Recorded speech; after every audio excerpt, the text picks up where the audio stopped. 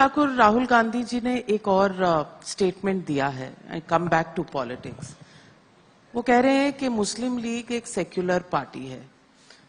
Would you want to respond to that? अब राहुल गांधी जी की मजबूरी हो गई है, अमेठी हार चुके हैं, वायनाड में लड़ना है, तो कभी मुस्लिम ब्रदरहुड की बात करनी, कभी मुस्लिम लीग की बात करनी है। और दुख की बात तो यह है कि उसको सेक्युलर कह देना और फिर यह कहना कि ये जिन्ना की मुस्लिम लीग से अलग है। ये वही लोग हैं जो पार्टीशन के समय यहां पर रह गए थे, जिन्होंने उस समय की मुस्लिम लीग के सदस्य होने के बाद, पार्टीशन के बाद यहीं पे मुस्लिम लीग बनाई भी और फिर एमपी तक बने रहे, राज्यसभा के भी बने।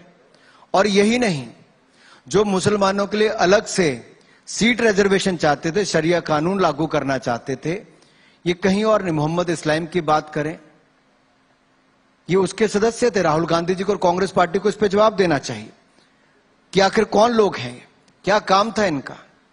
ये सब आपके सामने इसलिए मैं बताना चाहता हूं कि ये मुसलमानों के लिए अलग से सीट रिजर्वेशन भी चाहते रहे, शरिया कानून भी लागू करना चाहते रहे, और ये उसी मुस्लिम लीग का हिस्सा है।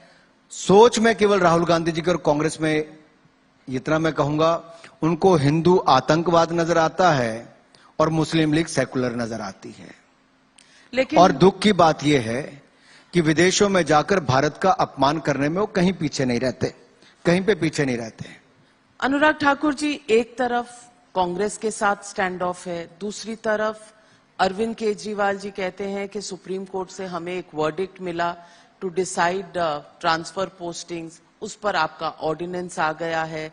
तीसरी तरफ तेलंगाना में कॉन्फ्रंटेशन है, तेलंगाना में जो सरकार है उसने आज गवर्नर को नहीं इनवाइट किया है।